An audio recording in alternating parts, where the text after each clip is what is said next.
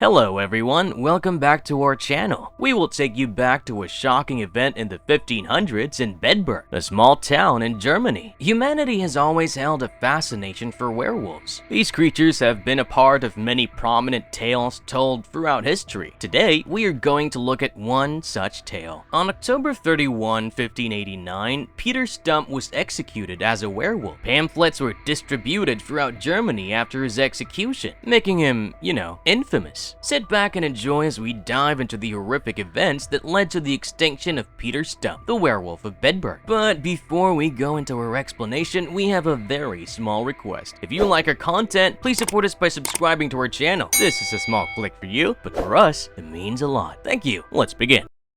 The historical context: werewolf hysteria in medieval Europe. Just like how witch hunts were a widespread phenomenon, convicting men and women for being werewolves was a thing in Europe. Most of these people were sentenced for mutilating and consuming children. The punishment for these crimes was as bad as the alleged crimes itself, and these trials took place in Europe from the 15th century until the 17th century. These were driven by religious and political clashes, as well as the superstitious beliefs held by people at the time. Many of those accused were people who would usually be considered outsiders by the community. They were beggars, hermits, or recent immigrants. The charges against people being werewolves came up as a part of the witch trials that took place in Europe in the 1400s. Large-scale prosecutions took place in the Valais region in Switzerland, and people blamed witches for transforming into wolves and killing cattle. People were convicted and burned, and their land was automatically transferred to the king's local vassal,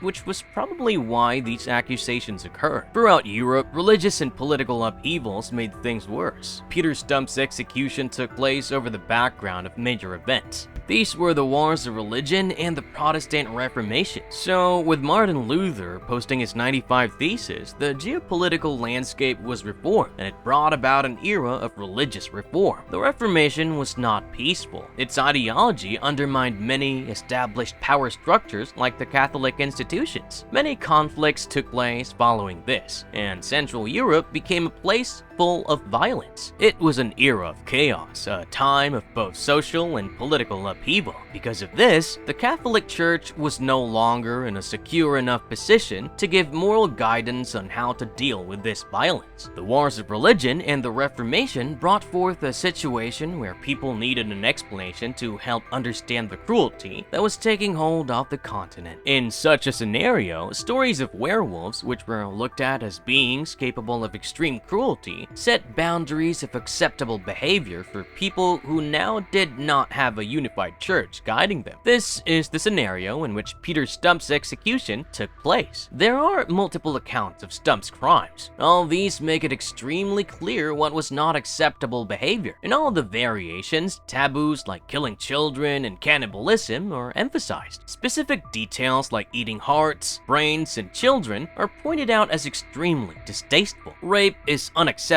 in all the tales, but the accounts make it clear that incest is more disgusting. His tale acted as a cautionary. It showed how cruelty and violence are acceptable punishments for the violence he enacted on society.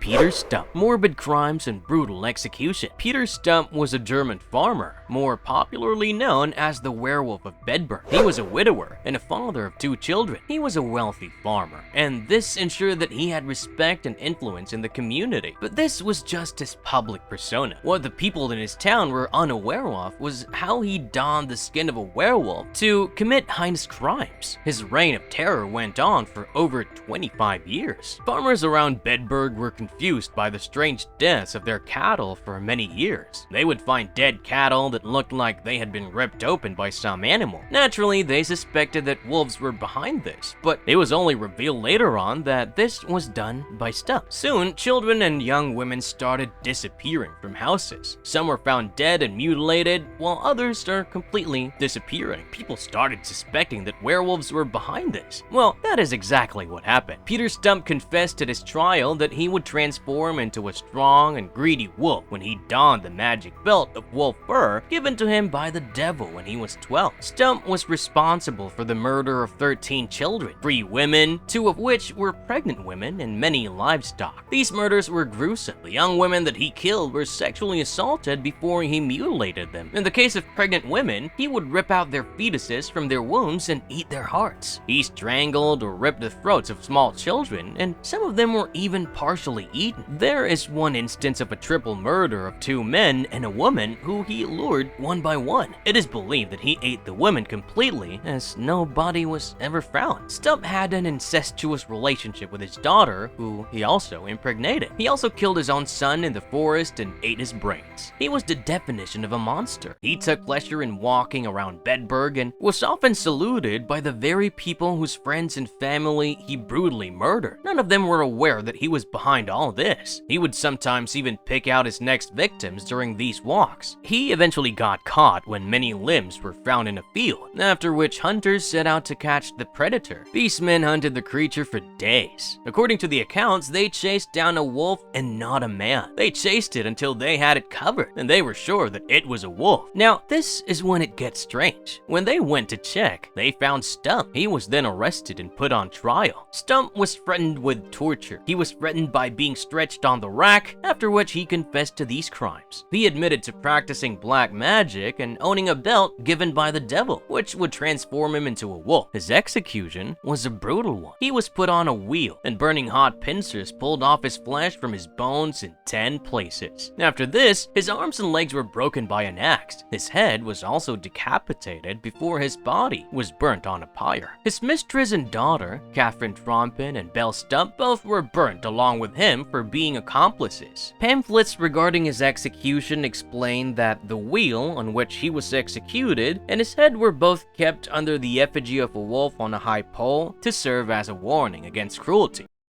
Was it a fact, fiction, or just fear? Stumpp lived on an era where religion and politics worked against him. He lived at a time when the werewolf hysteria was at its zenith. It's not a surprise that people blame the supernatural at times like these. It has been known to happen. In this case, Stumpp could just have been a scapegoat. His being Protestant in an area where Catholics had power could have played a role here. He could just as easily be a serial killer who thought he was a werewolf. 5 years before his death, there were arguments about how lycanthropy is not a transformation, that, it's a disease. He could have just been suffering from that. Clinical lycanthropy is believed to be a manifestation of schizophrenia. There are other cases where people have been known to behave like animals while having these episodes. A documented case from the 1970s discusses a 49-year-old woman growled and scratched at her bed. She believed the devil turned her into an animal. Wolves are not the only animals it is associated with. Werewolves remained a fearful symbol in Europe because they were a threat to farmers. We don't know what was truly going on with Peter Stumpp. His condition could have just been a case of hysteria, of mental illness. The fact that other cases of clinical lycanthropy exist adds to this theory. The other theory that we can consider here is that he was turned into an example, a metaphor to showcase human evil. The conflicts that came up because of the Reformation left a need for secular, instructive tales to provide moral guidance to the people, guidance that was previously provided by the clergy. Stumpp's story became an example of how extreme cruelty can be and what punishment would be given for such cruelty. It highlighted what acceptable behavior was to the general public, but basically his story showed what unacceptable violence was, and it also showed what was acceptable through descriptions of his execution. Cruelty was inflicted back on him. This execution points out that this kind of violence is unacceptable as long as it's inflicted on the good and in the innocent, but it becomes completely acceptable when it's inflicted on those who harm society. It points out what exactly would happen to those who inflict this kind of violence. In the absence of an institution to give moral values to people, this tale served as a cautionary one on the common folk.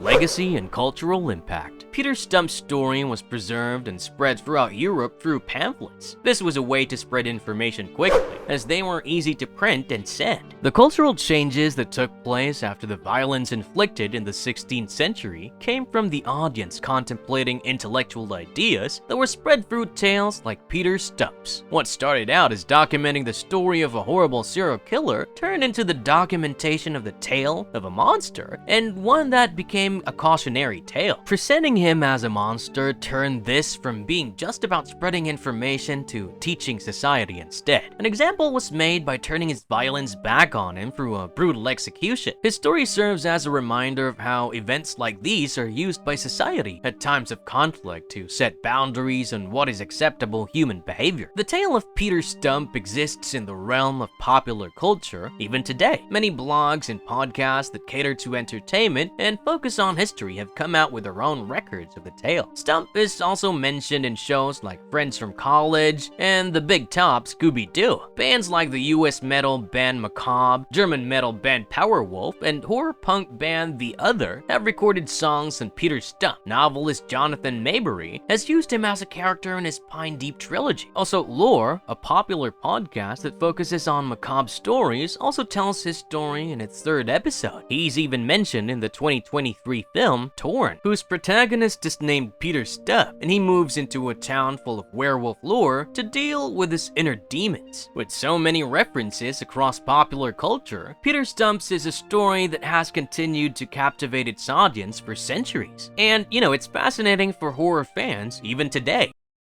Marvelous verdict. Well, with that guys, we have come to the end of another marvelous video. Peter Stump's is a tale that has everything from horrifying murders, mass hysteria, and a morbid execution. It is a story that serves as a reflection of the beliefs of an era plagued with religious and political conflict. But how about you though? Do you think there was more to this than just punishing a man who committed heinous crimes? Is it possible that Stumpp was used to reinforce taboos in society? Let us know your thoughts in the comments section below. Do remember to like, share, and subscribe to our channel for more interesting content. Thank you for watching.